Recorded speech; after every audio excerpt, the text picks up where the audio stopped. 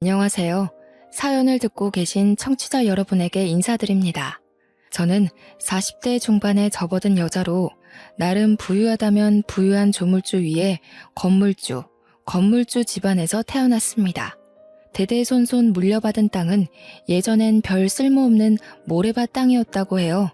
발전에 발전을 거듭한 그 땅이 지금의 신사동이 되었고 그 자리에 건물을 한두 채 올려 월세를 받기 시작하여 불을 쌓았고 지금은 건물만 6개를 보유하게 되었습니다.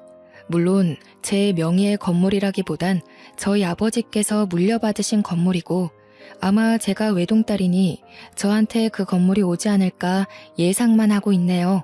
죽기 진전에 처분하셔서 사회에 환원하셔도 아버지의 뜻이니까 그러려니 하고 따를 테지만요. 사설이 조금 길었죠. 제가 이렇게 썰튜브를 찾게 된 건 다름이 아니라 저에게 아주 기가 막힌 사기꾼이 접근했기 때문입니다. 물론 지금은 일이 다 처리되어서 홀가분하지만 당시에는 정말 죽고 싶을 만큼 힘들었어요. 시원하게 털어놓고 싶어서 이렇게 아름아름 찾아와서 사연을 올립니다. 저희 집이 건물을 여러 채 가지고 있다고 했잖아요. 강남 일대를 둘러싸고 여러 채가 있는데 그중 한 8층짜리 건물을 통째로 쓰고 있는 병원이 하나 있어요.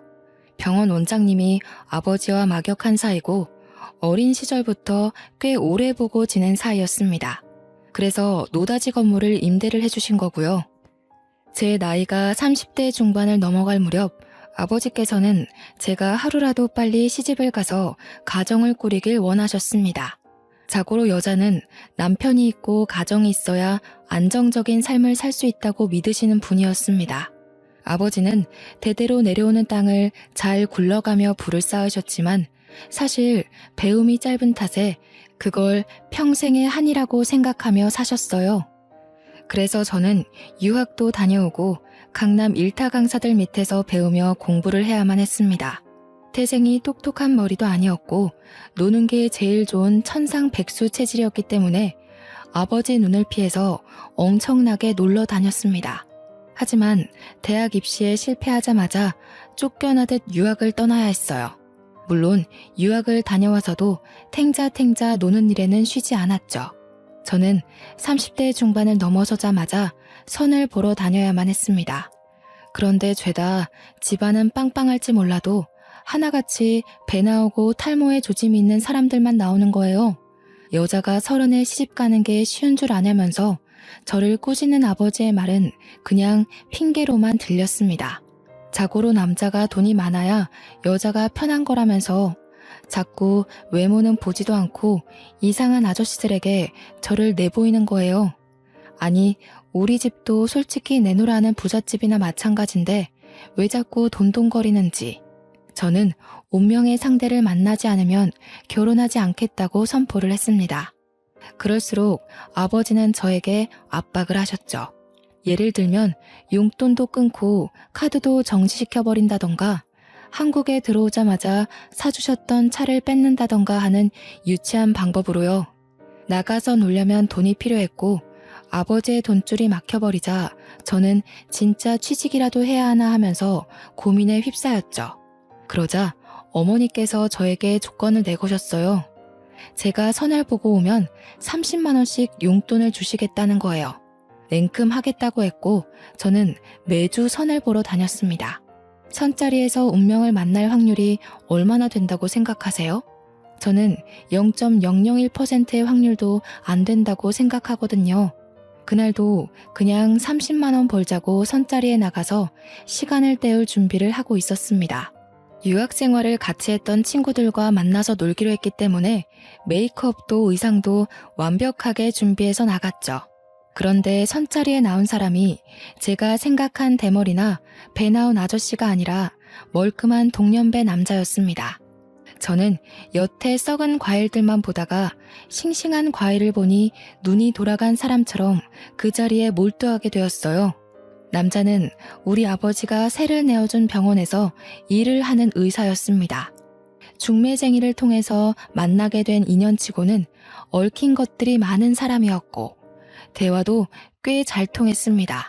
서로 가치관도 잘 맞는 것 같았고 사람이 매너도 있고 유머도 있더라고요. 저는 단박에 그 사람에게 빠져들게 되었고 친구들과의 약속도 잊은 채 밥도 먹고 커피도 마시게 되었죠.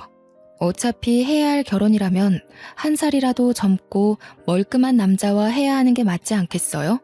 선자리를 통해 알게 된 사람이기에 조건도 따질 필요가 없겠다고 생각을 했던 거였죠.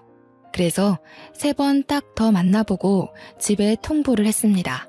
지금 만나는 사람과 결혼을 하겠다고 말이죠. 당연히 의사라는 직업이 우리 아버지를 사로잡았고 어머니께서도 쏙 마음에 들어 하셨습니다. 상견례를 하고 식장을 잡고 웨딩 촬영을 하는 데에도 아무런 문제가 없었습니다. 단지 결혼식장에서 일어난 작은 소란만 빼고요. 신부 대기실에서 잔뜩 긴장한 채 입장만 기다리고 있는데 친구들이 바깥에 작은 소란이 생겼다는 거예요.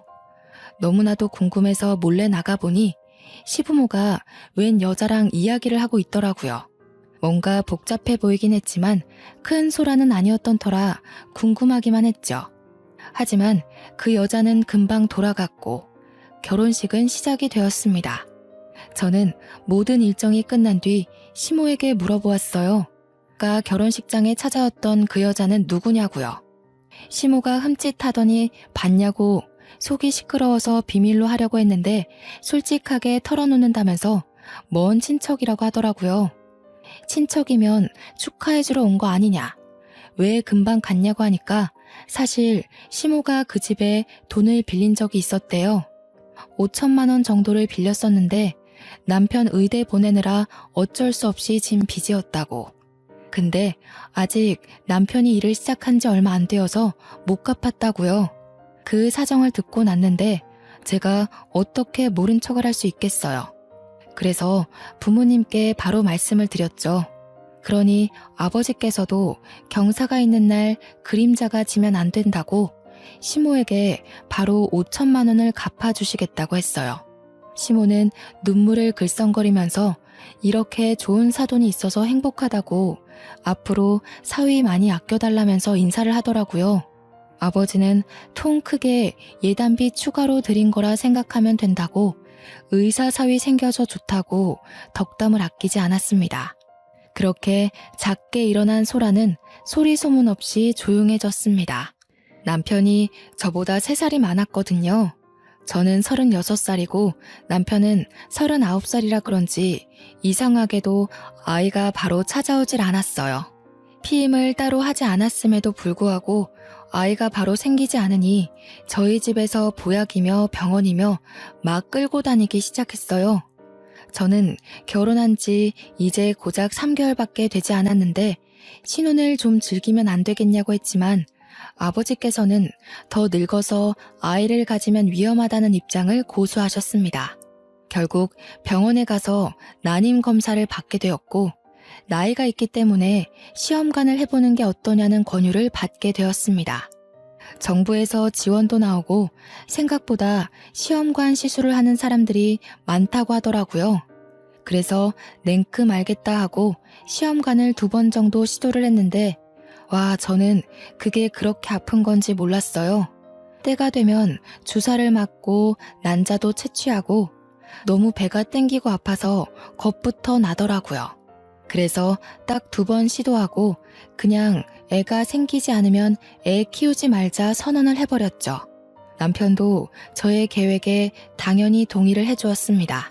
그런데 시간이 흐를수록 시험관을 더 시도해서라도 아이를 가져야 하는 걸까 고민이 들기 시작했어요.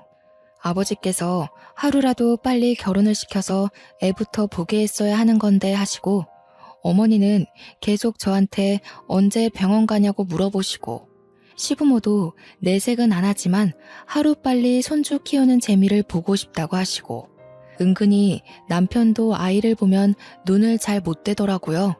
그래서 시험관을 더 시도해보자고 하긴 했는데 그 아픔이 너무 싫은 거예요. 제가 계속 갈팡질팡하고 있으니 남편이 넌지시 저한테 묻더라고요. 아이를 입양해서 키우는 건 어떠냐고 물어보았어요. 처음에는 솔직히 말도 안 되는 소리라고 절대 싫다고 거절부터 했습니다. 남편은 저의 뜻을 존중한다면서 그 뒤로 말은 안 했지만 자꾸 저한테 입양 관련된 영상들을 보여주는 거예요.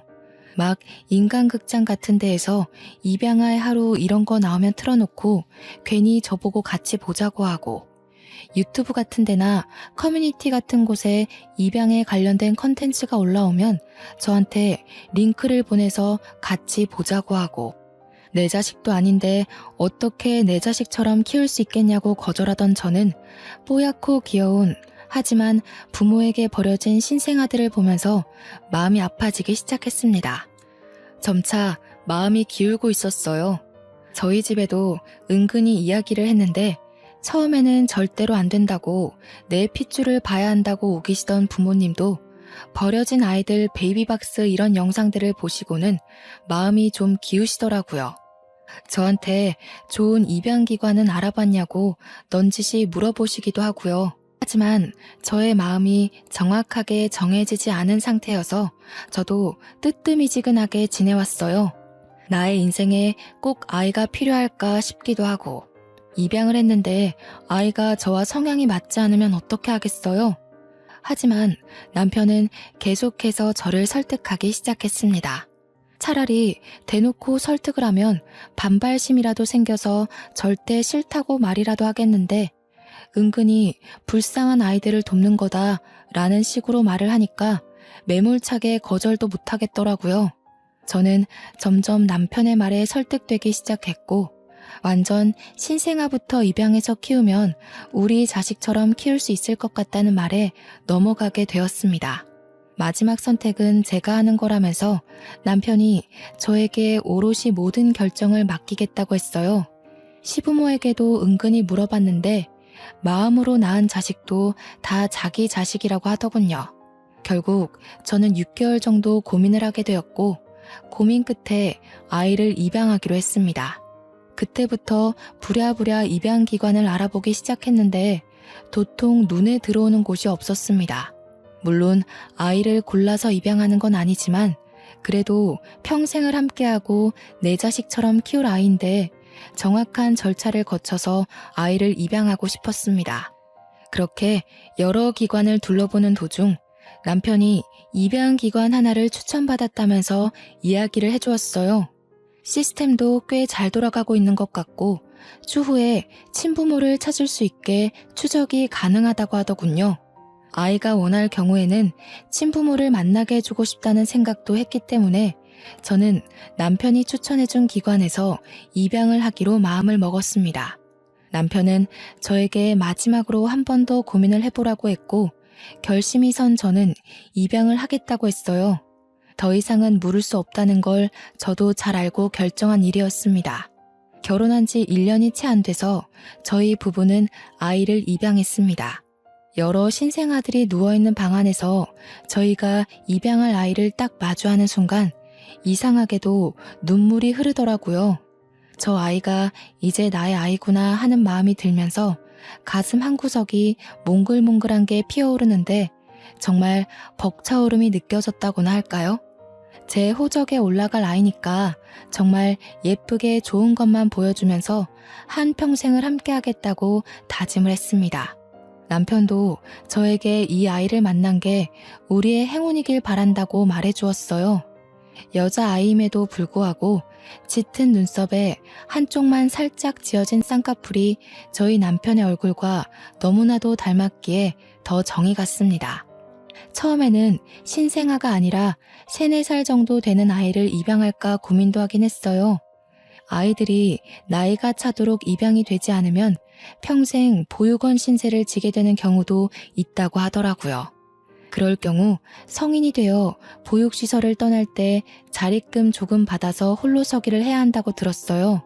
저는 그런 아이들에게 든든한 울타리가 되어도 좋겠구나 싶어서 다 큰 아이를 입양할까도 고민했었거든요. 하지만 남편이 저에게 신중하게 이야기를 하더라고요. 이미 자란 아이들은 사고방식이 자리를 잡았을지도 모르니 살면서 부딪힐 일이 많을지도 모른다고요. 저는 아이 키우는 일에 면역이 전혀 없는 사람이니까 남편 말을 신뢰하게 되었어요. 아무래도 의사니까 어린 아이들도 많이 보고 가족 단위의 환자들을 많이 보니까요. 게다가 저보다 훨씬 똑똑한 사람이니 어련히 알아서 잘할까 싶기도 했습니다. 저는 남편의 말을 듣고 신생아를 입양했고 정말 말 그대로 육아지옥에 빠지게 되었어요. 탯줄이 떨어진 지 얼마 안 된 아기는 울다가 태열이 오르기도 하고 엉덩이에 기저귀 발진이 나기도 했어요. 울다가 분수처럼 분유를 토해냈을 때는 정말 119라도 불러야 하나 싶었는데 다행히 남편이 의사라 괜찮다고 저를 안심시켜 주었습니다. 트림을 제대로 하지 못하면 그렇게 분수토를 할 수 있다고 하더군요. 저는 은근히 육아에 척척박사인 남편 덕에 어려움 없이 아이를 키울 수 있을 줄 알았지만 그것 또한 제 착각이었고요. 아이가 어찌나 잠을 자지 않던지 등 센서라고 하던가요? 내려놓으면 울고 내려놓으면 잠에 깨고 하루 종일 먹고 자고 싸는 것밖에 하지 않는 아기가 왜 이리 까다로운 건지 애를 낳은 것도 아닌데 산후 우울증이 올 것 같은 기분이 들었습니다. 제가 너무 힘들어하니까 부모님께서 저에게 베이비시터를 구해주셨어요. 돈이야 넘쳐나니까 우리 딸 몸 축나지 않게 쉬엄쉬엄 육아하라는 깊은 뜻이었습니다. 저는 아이를 전문적으로 돌봐주시는 베이비시터가 오고 나서야 한숨 돌릴 수 있었습니다. 그렇게 50일이 지나고 예방접종도 시작하고 아이가 눈을 맞춰오기 시작하니 정말 너무 이뻐 죽겠더라고요. 100일이 지나서는 잠도 잘 자고 이쁜 짓을 하기 시작하는데 정말 내 배로 낳은 아이도 아닌데 이렇게 예쁠 수가 있나 싶었습니다. 그렇게 200일, 300일이 지나고 아이의 돌잔치 날이 다가왔어요. 입양하지만 누구보다 성대하게 첫 생일 잔치를 해주고 싶은 마음에 국내에게 가장 유명한 호텔 돌잔치 코스를 예약했습니다. 남편이 일하는 병원 직원들부터 시작해서 제 유학 시절 친구들까지 정말 하나하나 손수 초대장을 돌려 불러 모았습니다. 정갈한 분위기 속에서 아이의 생일을 축하해주기 위해 몇백 명의 손님이 모였죠. 그렇게 돌잔치가 시작되고 웃음이 마를 일 없이 신나는 분위기 속에서 돌잡이가 시작되었습니다. 저는 내심 아이가 건강하고 무탈하기만을 바랬던지라 명주실 같은 걸 잡으면 좋겠다고 생각했는데 남편은 은근 욕심이 있었나 봐요. 아이의 손이 청진기와 판사봉 사이에서 갈팡질팡하니 계속 뚫어져라 청진기만 보더라고요. 본인이 의사니까 아이도 의사가 되었으면 하는구나 싶었습니다. 그렇게 고민하던 딸이 청진기를 번쩍 들었고 주위에서 환호성이 막 터졌습니다. 아이가 아빠 닮아서 의사가 되려고 청진기를 잡았네. 의사 아빠의 의사 딸이 태어났네. 축하한다. 하는 소리가 막 들려왔어요. 저는 우리 딸을 꼭 안고서 얼굴에 뽀뽀를 했습니다. 미리 아기가 속도 깊은지 엄마 아빠 보라고 당당하게 청진기를 잡아들었구나 싶어서요. 짙은 눈썹에 한쪽만 지어진 쌍꺼풀까지. 지 아빠 판박이인데 청진기까지 집어드니 돌잔치 분위기가 엄청나게 과열이 되었습니다. 남편도 얼마나 좋아하던지 누가 보면 자기가 낳은 자식인 줄 알겠더라니까요. 이렇게 행복할 거 왜 입양을 오랜 시간 고민했는지 그 고민하던 시간을 되돌리고 싶을 정도였어요. 아이 하나로 우리 가족은 더욱 끈끈해졌고 더욱 서로를 이해하고 배려하고 사랑하게 되었습니다. 다름 아닌 이 작은 아이가 해낸 거였죠. 날이 갈수록 아빠를 닮아가는 것 같다는 주위의 말에 남편은 껄껄 웃으면서 자기가 더 많이 사랑해줘서 아이가 자기를 닮는 거라고 하더라고요.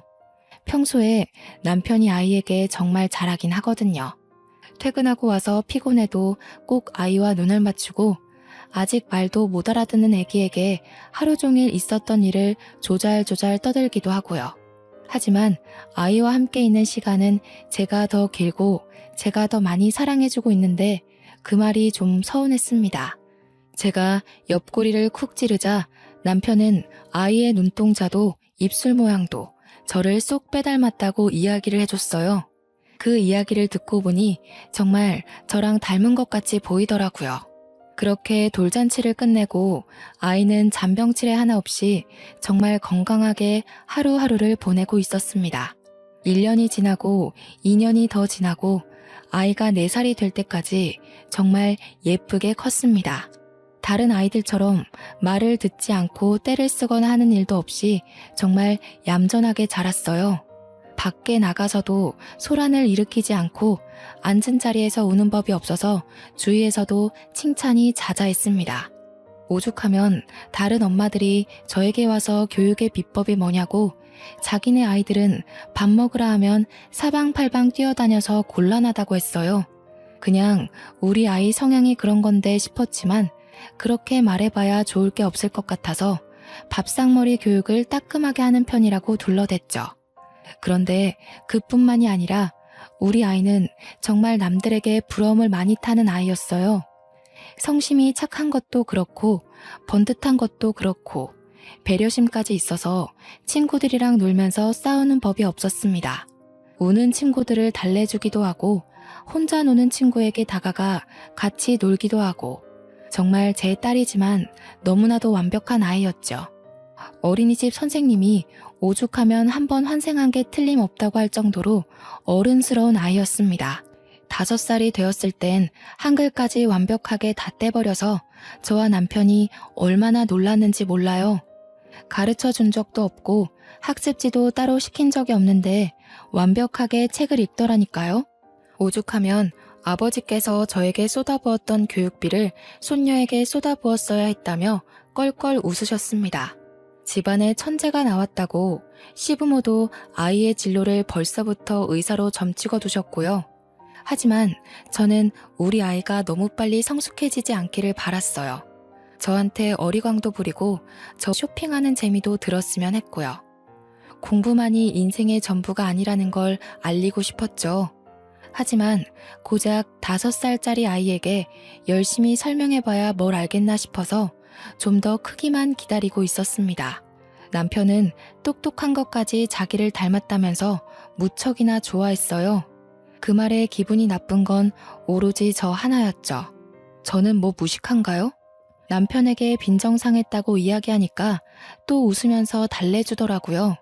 그런 뜻 아닌 거 알잖아 하는데 요즘 들어 딸만 챙기는 남편에게 심통이 나 있었거든요. 저한테 요즘 어린이집에서 별일 없지? 하길래 아무 일도 없다고 여전히 친구들이랑 잘 지내고 있다고 이야기를 해주었습니다. 남편도 요즘 유괴며 납치며 볼썽사나운 일들이 많으니까 아이를 잘 지켜보자고 했어요. 안 그래도 유명한 성범죄자가 출소했다는 이야기를 뉴스에서 본 터라 걱정이 되긴 했었거든요. 그 뒤로는 남편 말대로 주의를 경계하며 아이가 하원하는데 꼬박꼬박 나갔습니다. 평소에 시터분께 맡기던 일들도 제가 나서서 하곤 했어요. 남편이 그렇게 말하니까 은근히 걱정도 되고 속안에서 두려움이 생기더라고요. 거기다가 저희 집이 건물을 여러 채 가진 부자니까 그걸 아는 사람이 나쁜 마음을 먹을 수도 있잖아요. 그런데 이상하게 요 며칠 동안 아이를 하원시키면서 의문의 시선이 느껴지는 거예요. 누군가 저를 빤히 바라보고 있다는 느낌?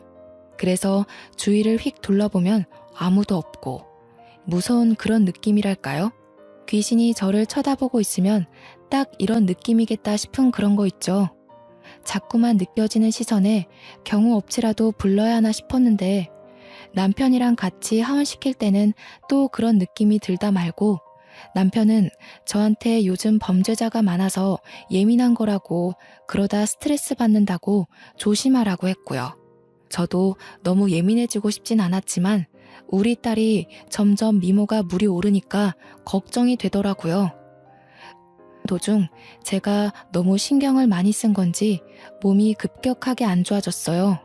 물론 나이가 40대를 넘어섰기에 그럴 수도 있겠구나 싶긴 했는데 약간 미열도 있고 도통 식욕도 없고 그러다가 빈혈기가 와서 휘청거리기도 하고요. 그 와중에도 자꾸 아이를 바라보는 듯한 시선이 느껴져서 제가 아파서 예민한 거구나 하고 생각을 하고 병원에 갔죠. 일단 빈혈 수치도 좀 봐야겠다 하셔서 피를 뽑아서 검사를 하는데 의사가 막 달려오더라고요. 저희 남편이랑 같이요. 남편이 일하는 병원이니까 그럴 수 있지 싶었는데 남편 얼굴이 진짜 환희에 찬 얼굴이었어요. 무슨 일이지 싶어서 물어보니까 동료 의사가 저한테 대뜸 축하한다는 거예요. 축하합니다, 재수씨. 임신이에요, 임신. 바로 산부인과 진료보시면 될 것 같아요. 자식, 축하한다. 동료 의사의 말에 저는 어안이 벙벙했습니다. 남편이 제 손을 잡더니 고생했다고 산부인과 진료를 봐야 알겠지만 아직은 조심해야 할 시기일 거라고 했어요. 저는 질질 끌려가듯 남편과 산부인과 진료를 보러 갔고 아기 집이 튼튼하게 보인다는 말과 함께 임신 7주 판정을 받았습니다. 딱 누군가의 시선이 느껴지던 그 시점에 아이가 생긴 거예요. 한마디로 제가 임신을 해서 예민해진 거였죠. 저는 뱃속에 들어있는 아기의 심장 소리를 듣고 눈물을 줄줄 흘리고 말았습니다. 그런데 약간 복병이 생기고 말았어요. 아이의 임신을 축하받아야 하는데 제가 너무 고령이라서 검사할 게 많았고 정말 최대한 모든 일을 피하고 누워서 안정만 취해야 한다는 소식이었습니다. 더불어 양가에서는 우리 첫째 아이를 어떻게 할 거냐고 물어보았어요. 저는 전혀 상상도 하지 못했던 질문이라 의도를 파악하는데 시간이 조금 걸릴 수밖에 없었죠. 그게 파양에 관한 이야기라는 걸 알고는 양가 부모님께 소리를 버럭 지르려고 했는데 남편이 먼저 선수를 치더라고요. 첫째 파양할 생각 절대 없다고. 쟤도 우리 아이라고. 어떻게 5년을 키워온 아이를 두고 그런 말을 할 수 있냐고 하면서 가슴을 퍽퍽 치대요. 살짝 오버한다는 생각이 들긴 했지만 저도 남편과 같은 마음이었기에 맞다고 고개를 끄덕였습니다. 그렇게 뱃속의 아이와 태교를 하며 안정을 취해가고 있었습니다. 저희 부모님은 제가 혹여라도 무리해서 유산이라도 할까 싶어 저희 집에 시터들을 대거로 늘려주셨고요. 첫째 아이를 예전처럼 놀아주진 못하지만 그래도 시터들이 내내 아이를 돌봐주어서 한결 마음의 안정이 찾아오더라고요. 남편도 저 아이를 위해 더욱 노력을 해주었습니다. 배가 점점 불러오기 시작하고 어느덧 아랫배가 봉긋하게 올라와 제가 둘째를 임신했다는 사실을 주위에서도 알게 되었습니다. 주위 엄마들이 나이가 먹어서도 부부 금슬이 좋다면서 저희를 부러워했어요. 저도 이렇게 갑자기 임신할 줄 몰라서 조금 당황스러웠지만 주위에서 부러워하는데 싫은 사람이 어디 있겠어요.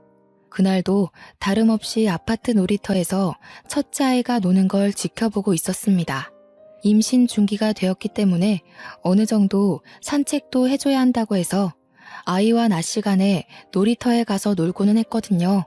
그런데 이상하게 시선이 느껴지는 겁니다.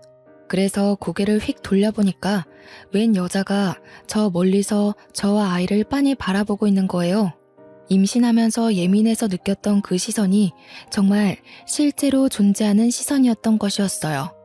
저는 놀래서 그 여자를 빤히 바라보고 있었는데 시선이 제가 아닌 저희 첫째 아이를 보고 있더라고요. 근데 그 눈빛에서 느껴지는 감정이 딱 봐도 우리 아이의 친모가 아닐까 하는 생각이 들 정도로 진하더라고요. 제가 급하게 저기요 하고 불렀는데 그 여자가 저를 보더니 제 배를 한번 보고 흠칫 놀라서 뛰어 도망을 가는 겁니다. 제가 계속 저기요 잠시만요 하고 부르는데도 뒤 한번 돌아보지 않고 달려갔어요. 저는 배가 이미 불러 있었기에 뛸 수도 없었고 멀어지는 그 여자를 멍하니 바라보고 있었습니다.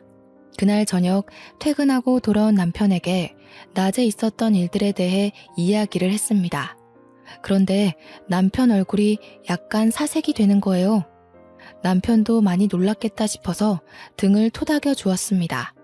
그런데 그런 와중에도 약간 남편의 반응이 이상하게 느껴졌어요. 저도 물론 놀라긴 했지만 나중에 첫째 아이가 궁금해할 거 생각하면 친모와의 친분을 유지해도 괜찮겠다 싶긴 했거든요. 그런데 남편의 반응이 이상하고 또 갑자기 문득 떠오르는 그 친모로 추정되는 여자의 얼굴이 이상하게 낯이 익은 거예요. 하지만 제가 아무리 의심해봐야 당장 나올 만한 다른 무언가가 없으니 그냥 잠을 잤습니다. 남편은 입을 꾹 다문 채로 말을 아꼈고요. 그런데 다음 날에도 같은 자리에서 그 여자가 우리 첫째 아이가 놀이터에서 놀고 있는 걸 지켜보고 있었습니다. 저는 너 누구야? 누군데 우리 애를 자꾸 훔쳐보는 거야? 하고 세게 나갔습니다. 그러자 저를 확 째려보면서 아무 말도 안 하고 또 사라지는 거예요. 찝찝한 마음을 잔뜩 안고 아이를 데리고 집으로 돌아왔습니다. 그런데 그날 저녁에 모르는 번호로 문자가 들어오더라고요. 언제까지 그 아이가 네 아이일 것 같아? 반쪽짜리 아이 데리고 살면서 행복하니? 저는 이게 무슨 소리인가 싶었습니다. 반쪽짜리 애를 데리고 산다는 게 무슨 의미인지 도통 이해가 가질 않아서 남편에게 문자를 보여주었습니다.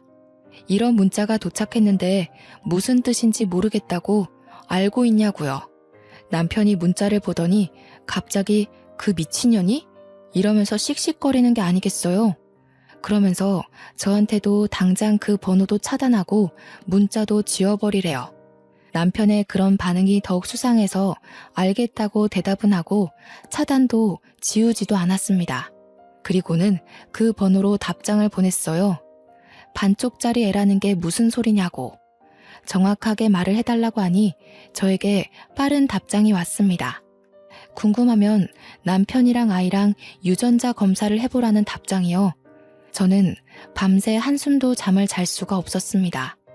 반쪽짜리 애라는 게 제 피는 섞이지 않았지만 남편의 피는 섞였다는 이야기인가 싶어 잠이 도통 오질 않더라고요. 저는 밤을 꼴딱 새우고 아침에 출근하는 남편을 배웅하고 남편의 칫솔과 아이의 머리카락, 침을 면봉에 묻혀서 그대로 유전자 검사를 맡겼습니다. 결과가 나오기까지 일주일 동안 정말 밥도 못 먹고 검사 결과만 기다렸습니다. 그런데 너무나도 충격적이게도 친자일치가 뜨는 겁니다. 그러니까 우리의 첫째 아이는 남편이 밖에서 낳은 아이였어요. 저는 충격에 배가 당겨오기 시작했고 그대로 쓰러지고 말았습니다. 저를 발견한 시터 아주머니께서 119를 불러 저를 병원으로 이송시켰어요. 정신을 차리니 병원에 누워있고 남편이고 시부모고 친정 부모님이고 다 병실에 와 계시더라고요. 저는 충격으로 눈물만 줄줄 흘리면서 배를 더듬어 보았습니다. 그러자 어머니께서 저에게 아이는 멀쩡하니까 안심해도 된다고 도대체 갑자기 왜 쓰러진 거냐고 묻더라고요. 무슨 일이라도 생긴 건 아닌지 무척이나 걱정이 된다면서 제 손을 꼭 잡은 남편이 저에게 검사를 좀 해보자고 했어요. 저는 그 손을 냉정하게 뿌리쳤습니다. 네가 무슨 낯짝으로 내 손을 잡고 나를 위하는 척하는 거야? 저의 날선 반응에 남편도 시부모도 저희 부모님조차 당황해서 아무 말도 하지 못하고 있었습니다. 남편은 순간 문자 메시지가 생각이라도 났는지 저한테 그 번호 차단 안 했냐고 물어보더라고요. 저는 콧방귀를 뀌면서 떨리는 가슴을 진정시키고 남편에게 완전 난리를 치기 시작했어요. 내가 반쪽짜리 애라는 말에 놀라서 유전자 검사를 해봤어. 그럴 리 없을 거라고 생각하며 첫째 아이의 머리카락을 뽑아서 네 칫솔과 검식을 보냈다. 그런데 글쎄 친자 일치가 뜰 줄이야. 내가 상상이라도 했겠어. 저희 부모님은 경악하시면서 이게 다 무슨 소리냐고 소란을 떠셨어요. 시부모도 남편도 사색이 되어 아무 말도 못하고 있더라고요. 그 순간 알게 되었죠. 남편도 시부모도 첫째 아이가 남편의 친자인 걸 알고 있었던 게 틀림없구나 하는 사실을요. 첫째 아이 입양한 게 남편 친자식이었다고요. 그 여자 데려와. 멀리서 우리 애 지켜보던 그 여자 당장 내 눈앞에 데려오라고. 그랬더니 시부모가 갑자기 막 저를 미친 사람 취급하면서 정신이 나간 것 같다고 임신하더니 어디 약물 부작용이라도 난 거 아니네요. 딱 잡아떼면서 제 망상이라고 하는 게 아니겠어요? 저는 시터분에게 당장 연락해서 유전자 검사 용지를 병원으로 가져다 달라고 했습니다. 그러자 그제서야 날뛰던 시부모가 입을 싹 다물더라고요. 다들 적막한 분위기에 아무 말도 못하고 있는데 갑자기 그 여자의 얼굴이 번뜩 떠오르면서 한 가지 장면이 스쳐 지나가는 거예요. 예상이나 하시겠어요? 바로 결혼식 날 와서 소란을 일으켰다던 먼 친척, 그 여자의 얼굴이 아이를 바라보던 여자의 얼굴과 똑같은 거예요. 저는 순간 소름이 오소소 돋아서 생각나는 대로 막 뱉어내기 시작했습니다. 그 여자, 친모라는 여자, 우리 결혼식 때 왔었지? 어머님이 돈 빌렸다고 5천만 원 갚아야 한다던 그 여자가 친모 맞잖아. 그러니까 저희 아버지도 얼굴 시펄겋게 달아올라서 남편 멱살을 잡고 지금 내 딸이 하는 말이 전부 사실이냐고 했어요. 시모는 멱살 잡힌 남편을 붙잡고 손 놓고 말하라고 애원을 하고 있고 시부는 딴청만 부리고 있었고요. 그렇게 하나하나 퍼즐을 맞추니까 이야기가 딱딱 들어맞더라고요. 5천만 원을 빌린 게 아니라 그 여자한테 임신한 대가로 위자료 준 셈치고 떨어지라고 한 거였던 거였죠. 아이는 남편이 책임지겠다고 해놓고 마치 모르는 아이인 양 저희 호적으로 입양을 했던 거고요. 이게 바로 가족 사기단 아니겠어요?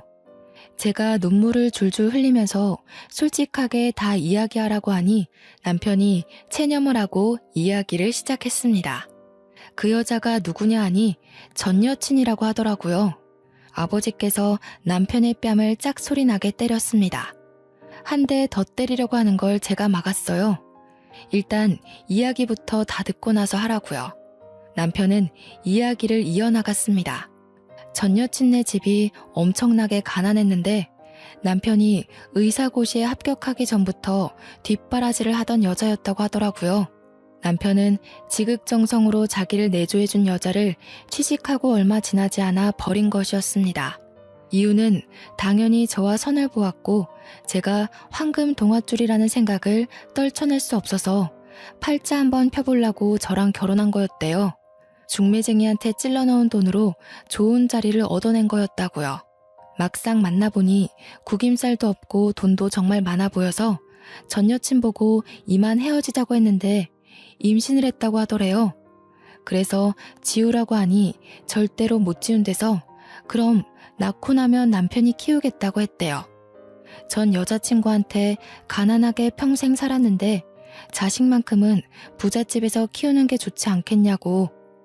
결국 우리 집에서 준 5천만 원을 결혼식장에 찾아온 전 여친에게 위자료라고 던지고 아이를 입양하게 된 거라고 했어요. 전 여친도 아이가 부잣집에서 편하게 살았으면 하는 마음에 입양을 보내놓고 제가 임신을 하니 친자식과 차별할까 싶어서 찾아온 거였대요. 근데 제가 첫째 아이와 너무 잘 지내고 행복해 보이니까 그 자리가 자기 자리였으면 하는 마음에 문자를 보낸 거였다고 하더라고요. 저한테 문자를 보내고 나서 남편이랑 연락을 했다고 하대요. 우리 부모님은 그 이야기를 다 듣자마자 병원에 있던 물건들을 마구잡이로 남편에게 던졌어요. 당장 이혼하라고 소리를 고래고래 지르면서요. 저는 아이가 듣고 있으니 제발 조용히 해달라고 했고 남편에게도 이야기를 했습니다. 곱게 이혼해주지 않으면 나는 변호사 당장 선임할 거고 이 모든 책임을 다 물어내게 할 거야. 어떻게 할래? 더럽게 소송전 가서 빈털터리 될래? 아니면 곱게 이혼해줄래? 그랬더니 남편이 곱게 이혼을 해주겠다고 하더군요. 바로 남편은 짐을 싸서 시댁에 가게 되었고 저는 집에 홀로 남아 첫째 아이의 거처를 어디로 해야 할지 고민을 하고 있었습니다. 그런데 남편의 전 여친이었던 여자가 저에게 전화를 하는 겁니다. 원하시던 대로 저희는 이혼하기로 했는데 무슨 일로 전화를 하셨죠? 그 이야기는 이미 들었어요. 다른 건 아니고 시댁에서 저한테 난리를 치는데 얼마나 난리를 피우신 거예요? 그 이야기를 하려고 전화한 건 아니고요. 아이는 저희가 데리고 가서 키울게요. 저는 그 말에 약간 의구심이 들었어요. 시댁에서도 난리를 쳤다. 아이는 저희가 라는 대목이요. 그래서 한번 찔러보았습니다.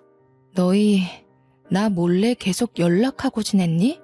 그럼 제가 어찌 알고 당신의 동네를 찾아갔겠어요.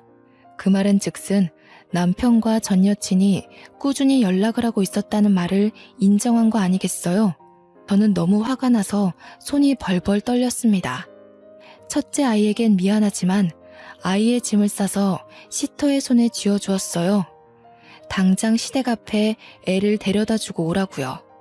저는 남편이 일하는 병원을 찾아가 원장실을 두드렸습니다. 원장 선생님은 저희 아버지의 오랜 벗이었기에 저는 모든 걸 다 털어놓았어요. 그랬더니 원장 선생님께서도 병실에서 난리가 났었다는 이야기를 들었다며 어떻게 하는 게 좋겠냐고 물어보시더라고요. 이미 아버지께서 찾아오셔서 제가 원하는 대로 해주라고 하셨대요. 저는 제 전 남편을 잘라달라고 했어요. 그리고 그 어디에도 취직하지 못하게 막아달라고 부탁까지 드렸습니다. 전 남편과는 협의 이혼을 진행하기로 했지만 저는 바로 변호사를 선임해서 소송을 걸었습니다. 그 집 식구들 비렁뱅이 근성 어디 안 갈 게 뻔하니 저한테 재산 분할이라도 요구할까 싶어서요. 당연히 제가 소송 건 걸 알자마자 재산 분할해달라고 난리를 치는 걸 저희 변호사님께서 다 처리를 해주셨습니다. 땡전 한 푼 못 받고 병원에서도 쫓겨나게 되었고요. 의료계 아름아름 원장님께서 소문까지 내주셨고 큰 병원에서는 남편을 취직시키지 않겠다고 했습니다. 저는 거기서 멈추지 않고 전국의 의료진들이 상주한다는 커뮤니티에서 글을 올려 남편의 파렴치한 행동을 알렸습니다. 결국 전 남편과 전 여친이 저를 찾아와 싹싹 빌었지만 저는 용서해주지 않았습니다. 나중에 그 여자가 저한테 너도 임신했으니 자기 맘 잘 알 거 아니냐고 하는데 화가 나서 뺨을 짝소리나게 쳐버렸어요. 그래도 키운 정이 있어서 첫째 아이한테 모든 걸 털어놓지 않았다는 걸 감사하게 여기고 살아. 너네 평생 죗값 치르며 살고 뱃속에 있는 내 아이 양육비나 잘 준비해둬. 저는 전 남편에게 양육비 청구 소송을 걸었고 이혼 당시에 책정된 양육비 150만 원을 매달 달라고 내용 증명을 보냈습니다. 그 둘은 지금 수도권은커녕 지방에 있는 대형 병원에서도 불러주지 않아 일을 할 수 없는 상태라 양육비가 과하다며 우는 소리를 했지만 저는 받아주지 않았고요. 매달 내용 증명을 보내고 있는 중입니다. 저는 무사히 출산을 했고 홀로 애를 키우고 있지만 시터 이모님이 정말 성심성의껏 잘 돌봐주셔서 아이는 구김살 없이 잘 크고 있습니다. 아직 아버지께서는 저의 가정의 미련을 버리지 못하시고 선자리를 들이밀며 집착 중이긴 하십니다. 만약 제 처지를 다 이해해주는 번듯한 남자가 나타난다면 재혼을 해서 아이에게 든든한 아빠라는 울타리를 만들어주고 싶은 생각이 있습니다. 그 두 연놈들은 어떻게 지내는지, 우리 첫째는 잘 크고 있는지 문득 궁금하면서도 좋은 꼴로 살고 있지 않기를 바라고 있습니다. 첫째 아이가 얼마나 컸는지 궁금하면서도 미운 마음이 아직 있는 걸 보면 제 아이나 잘 키우면서 살아야겠죠. 여러분, 세상에 풍파가 얼마나 많습니까? 사기꾼들도 참 많고요. 사기를 당하는 건 잘못된 게 아닙니다. 친 사람이 잘못인 거지. 하지만 결론적으로 인과응보, 돌려받게 되어 있다는 걸 다시 한번 깨닫게 되었습니다. 평안한 하루 보내시고 항상 힘을 내며 살아가도록 해요, 우리. 제 이야기를 들어주셔서 복 받으실 거예요. 감사합니다.